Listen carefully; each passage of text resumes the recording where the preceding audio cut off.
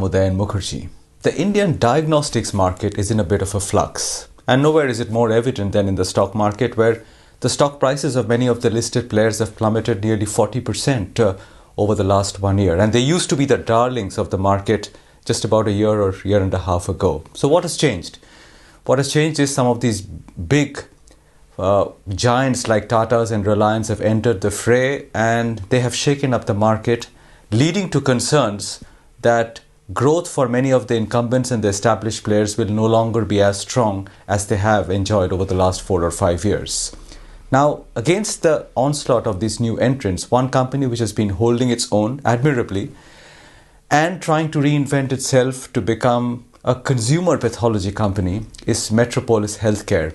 And it gives me great pleasure to welcome the managing director of the company, Ameera Shah, to talk about what's going on in the diagnostics market today and how she's trying to position her company against some of the big boys in this, or new entrants into this space. Ameera, thank you very much for joining you, and it's great to see you on the show.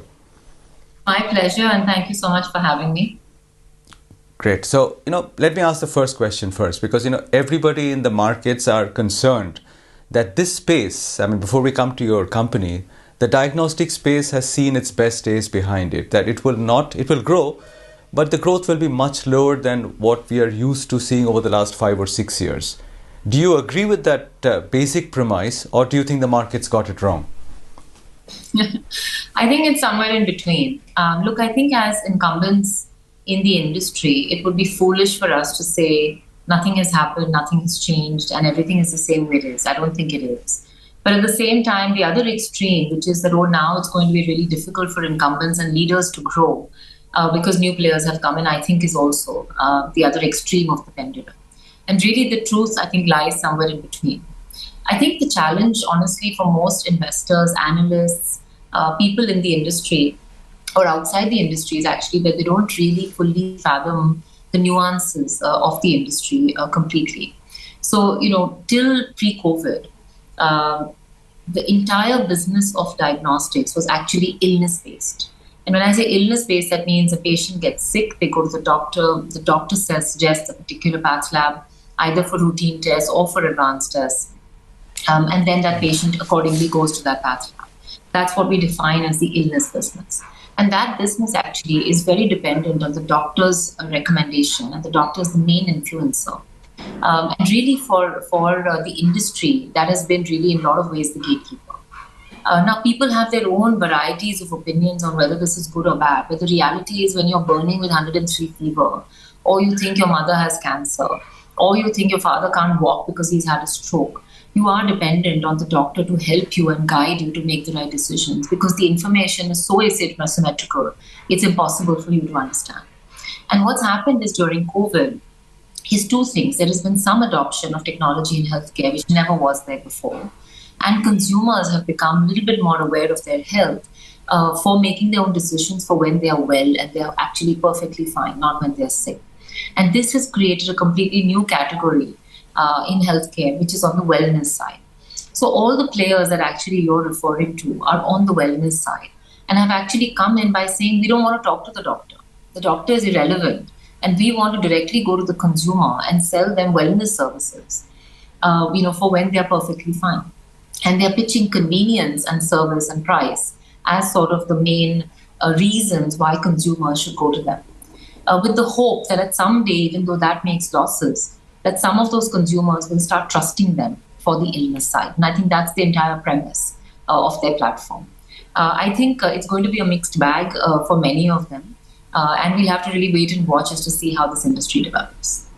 No, it's an important point that you make, and I want to ask you about this. What, to your mind, has been the experience so far with this new entrants in the B2C segment or in the wellness segment that you're talking about that they're trying to address? Have they made significant inroads? Have they been able to dent the trust or the business that you've built over the years with consumers? What has been the experience, real experience? See, that each of us as incumbents, firstly, let's understand what is the market which was there for diagnostics pre-COVID, right? Just to understand the structure of the industry. if you actually see, there are approximately 150,000 to 200,000 labs in the country. And the reason I say approximately is because nobody knows, because there is no regulation or minimum standard in our industry, and therefore labs keep mushrooming up without any sanctity of what they're actually doing. And often patients get badly cheated because in many cases labs don't even do the test, right? So that's sort of the unorganized thing. Then there are about 30 to 40 regional chains which have gotten created over the years, which were one of these individual unorganized labs, which then grew to become 5 or 10 or 15 labs across 1 or 2 cities. And then you have the 3 or 4 national players, which are truly pan-India and are able to offer services across. And besides being pan-India, companies like Metropolis, we offer 4,000 varieties of tests, which means we do everything from a very basic cholesterol, which everybody else does, to very complicated genomics and genetics. Now, if you look at the business that Metropolis has built, we've actually built our business in the acute illness space. And what that means is that, probably when there is a common cough and cold, you as a consumer may or may not, you may go to your local path lab. But when you fall genuinely sick and you go to your doctor and you need a specialized test, your doctor will most probably recommend you to come to us because they know that we'll give you the right quality, the right report, in the right time, giving the right medical interpretation for the doctor to actually make a decision based on that test. And you have to remember, these are very significant tests, right? If we give you a report and we tell you you're cancerous, your doctor is removing an organ of your body removing that organ from your body based on that report. Or we tell you something which is not there, right? These are very life-changing decisions, and therefore the quality behind it is very, very critical. So for us, our business model, we have really never gone to consumerize pathology in the past. And therefore, the kind of business we have is more, like I said, acute illness. These players which have come in on the wellness side have not managed to really impact our business in any significant way.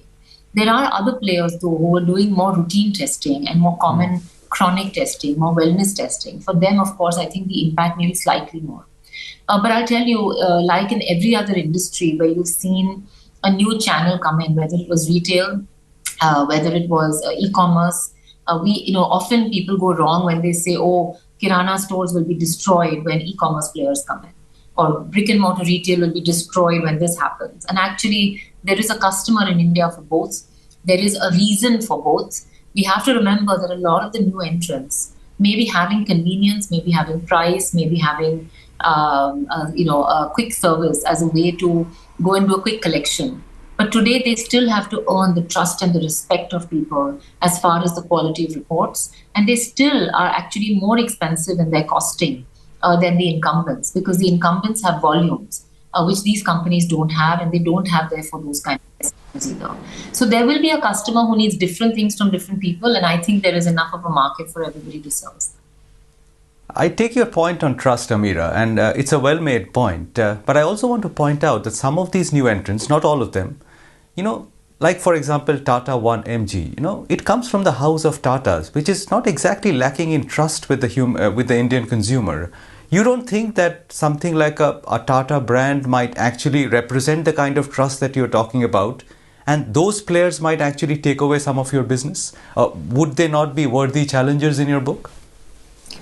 Again, I think the trust of a consumer is very different from the trust of a doctor, and we have to understand that. And I don't want to reflect on any particular name, any of the names that you're mentioning, but we have to remember that somebody who does a great job in one particular part of healthcare doesn't mean they do a great job in another particular part of healthcare. So forget about companies who are not in healthcare at all. For example, if today Metropolis, if all the consumers who trust us, and let's say we start offering services for eye care, and I say, hey, every Metropolis consumer, I'm going to offer you now great eye care. It doesn't mean that all those consumers who trust me for pathology are suddenly going to start coming to my doors for eye care, because I don't have the expertise on that. So even though I may have their trust on one thing, it doesn't mean that trust automatically transferred to another. And you have to understand what drives that trust. It is not the brand that drives the trust. It's the operational excellence behind the brand that drives the trust. So for example, when a doctor is referring a consumer to us for that cancer test I was telling you, in most cases, a lab will have a general histopathologist who might have 2 years experience.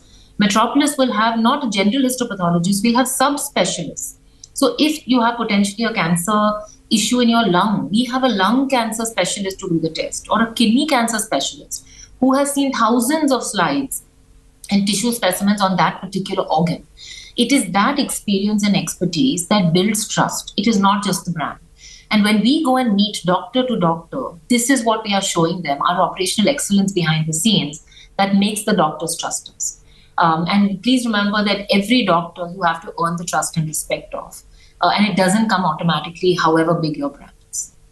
Okay, fair enough. Now, the other concern which a lot of people have is, even if the top line or the business itself continues to grow, the margins or the profitability metrics will change dramatically because of the heightened competition in the market. So I want to ask you, what percentage of your business is susceptible to the price erosion that we are seeing, or the kind of price challenge that you're seeing from competitors? There have been offers like 4 tests for 100 rupees, those kind of things. But that does not presumably cover the entire portfolio that you have. So what percentage of your portfolio is that challenge coming in?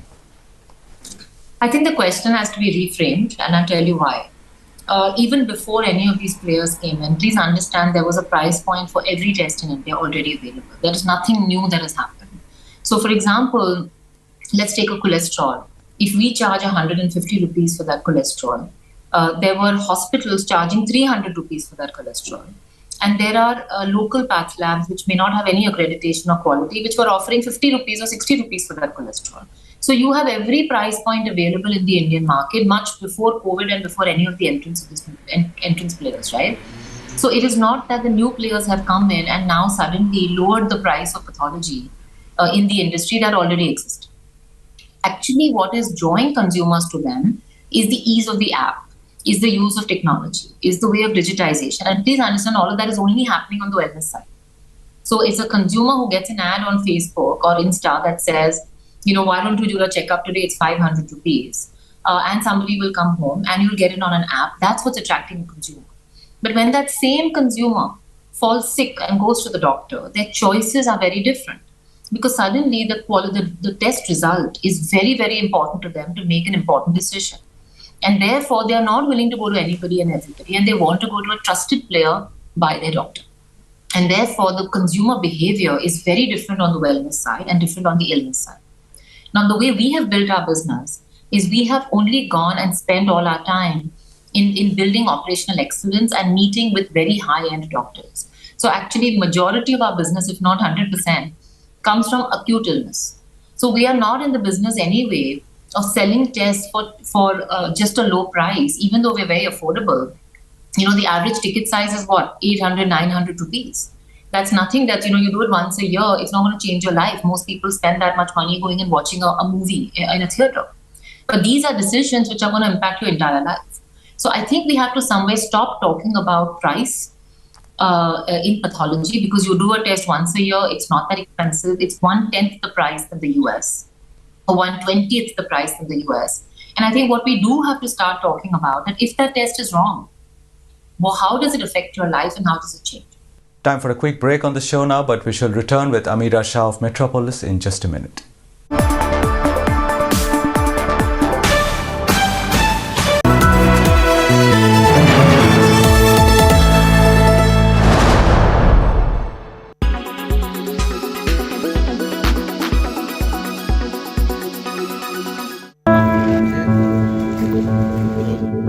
The academic pressure for entrance into India's premier engineering and medical institutions has once again claimed student lives.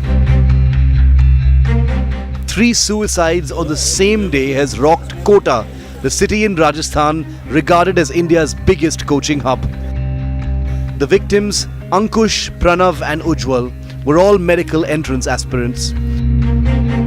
उसकी बहन खुशी का phone आया कि रिया suicide कर लिया है, तो मैं वहाँ से भागते भागते पहुँचा तो उसके हॉस्टल के नीचे देखा कि काफ़ी पुलिस की गाड़ियाँ लगी हुई थी, एम्बुलेंस लगी हुई थी, तो ऊपर जाके देखा कि वो पंखे से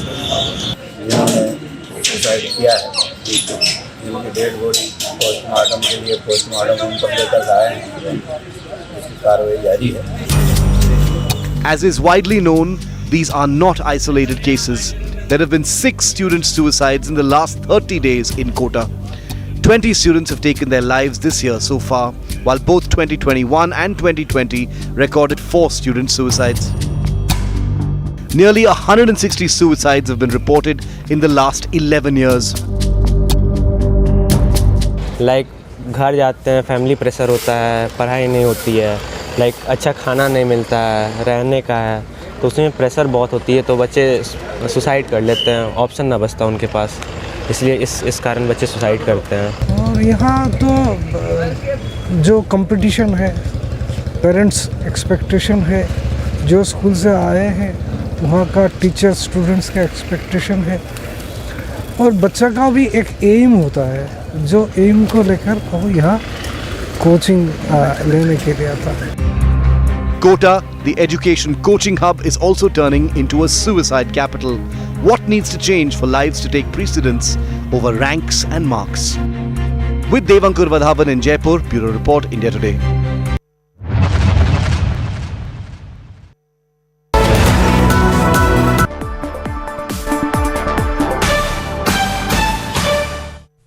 Welcome back. You're watching the Business Today show. I've been in conversation with one of the top diagnostics players in the country, Ameera Shah, Managing Director of Metropolis Healthcare. In the midst of all this, you have taken on a mission to consumerize pathology. Take us through what the plan is. What kind of specific categories would you be targeting, which will give you a much greater addressable universe and a bigger growth runway going forward? Sure. See, I think what we already know how to do and what we've done well is build that trust, that credibility with doctors.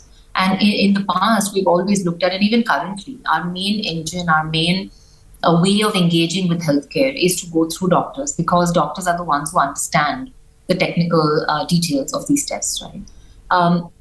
But there are many tests in which the consumer can actually be taking their own decision if we empower them with the right information. And our thought is really, it's not about going to consumers and luring them with prices only. Or telling them that you'll get a collection done in 1 hour. The important thing really, if you want to make a difference in healthcare, is to empower consumers with knowledge.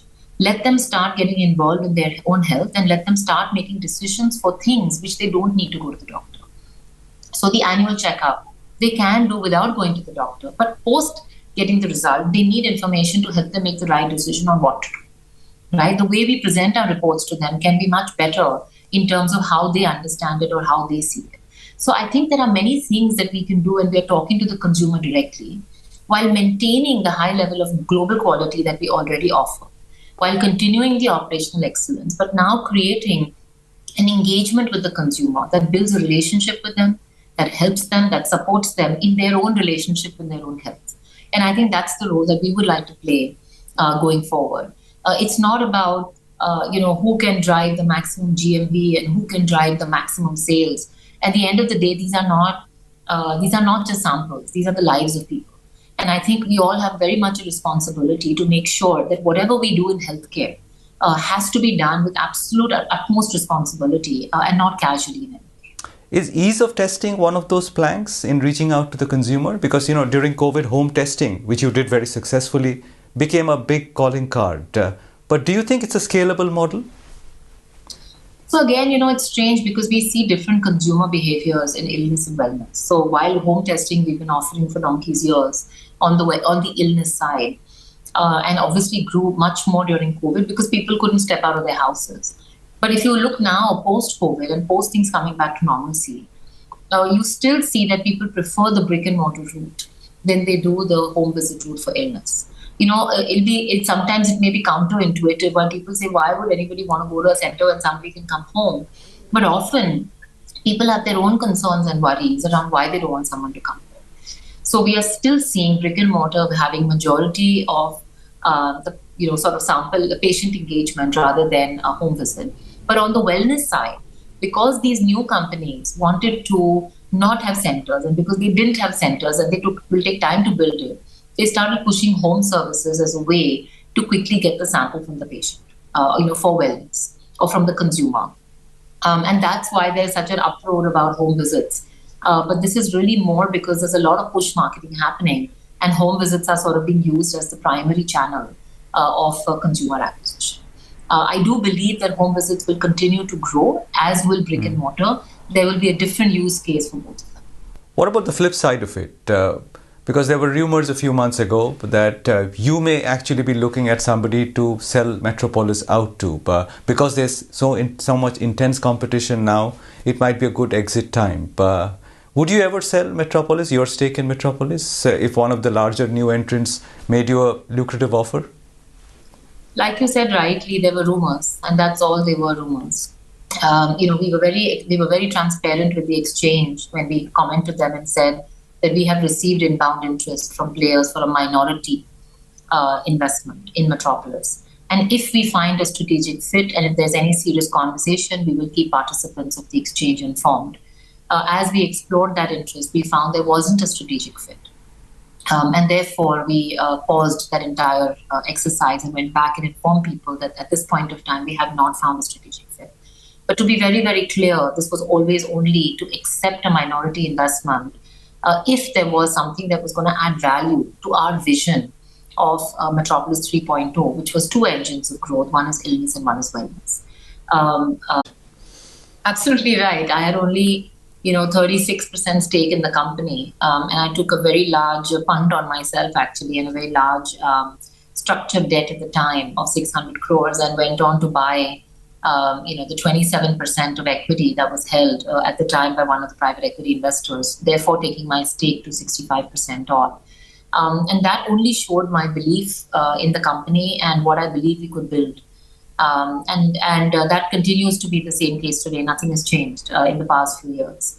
And we believe that Metropolis can continue to be a great institution over the next many, many years. And we have a vision for not only building it, like I said, on the illness side, but the wellness, and really making it an equally large consumer company with a large consumer brand.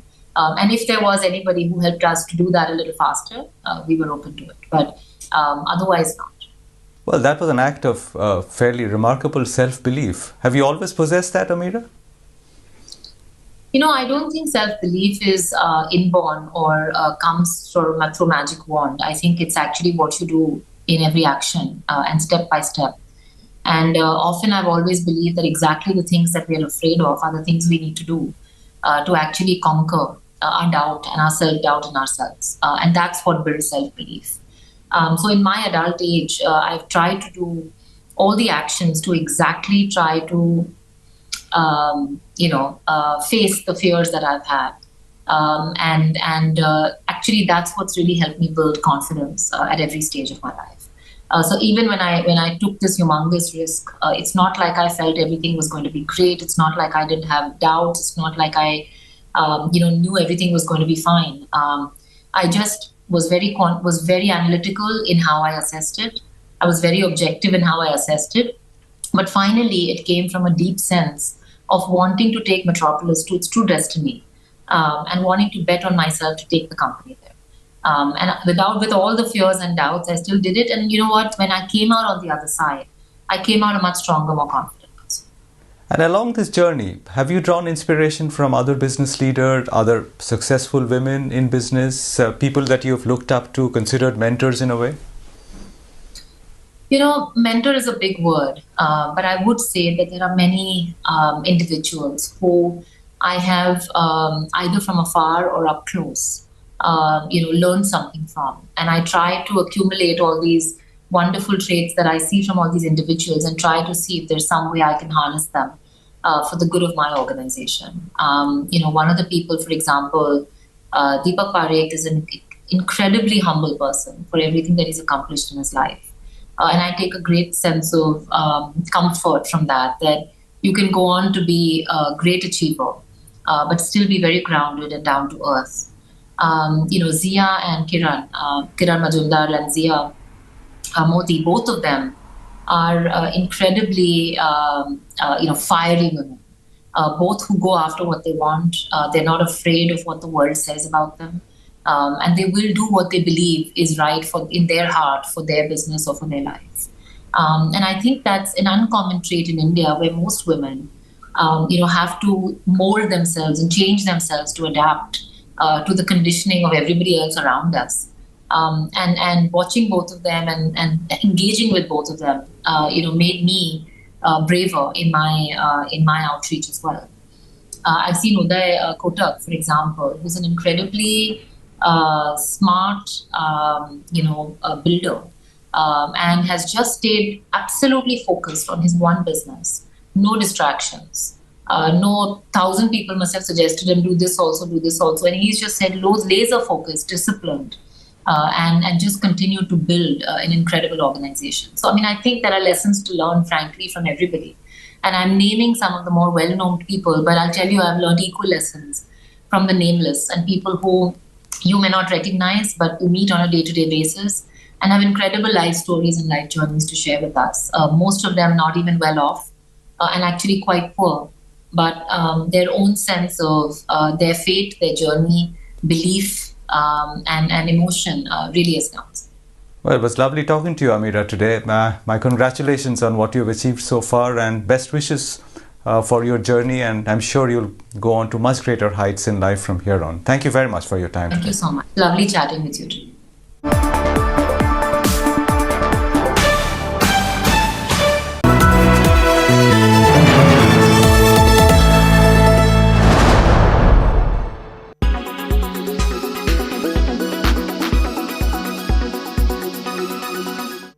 We all consume pills at some point in time. It could be vitamins or it could be medicines, pills for some ailment. But did you know that your posture while consuming that pill is extremely important? How you take your pills may affect how they work. According to a recent study published in the journal Physics of Fluids, the position of your body when you swallow a pill has a direct bearing on how effectively it is working. The team actually tested 4 postures to understand absorption of the medicine: standing, sitting upright, lying down, turn to the right, lying down, turn to the left. Essentially, what they found was that lying to the left and leaning towards the left was the worst position to be in after consuming a pill. It took up to 5 times longer to absorb pills compared to when they were taken in an upright posture. Well, if the pill lands very close to the lowest part of the stomach, the faster it's going to dissolve and empty its contents into the small intestine. Most of the drugs are actually absorbed in the small intestine. Thanks to gravity and the natural unevenness of the stomach, it makes sense that the position you're in when you take a pill could affect how it makes its way through your GI system.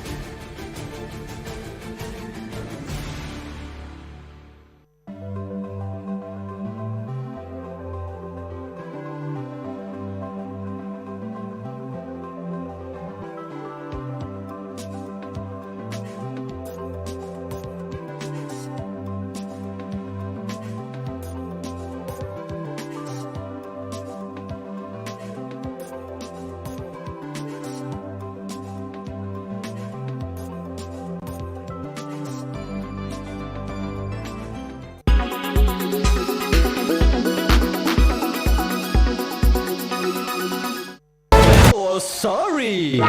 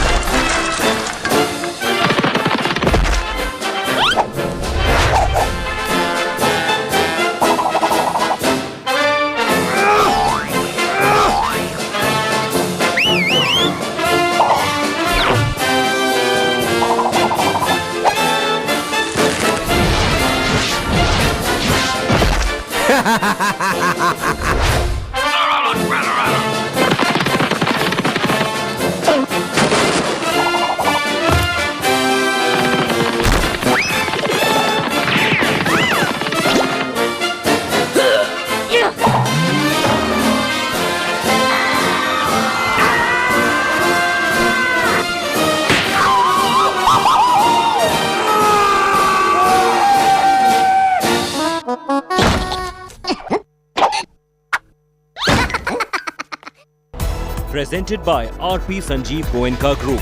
Growing Legacies. Co-presented by Century Ply. आग से बचाए. Co-presented by Macho Hint. Fashion बड़े आराम से.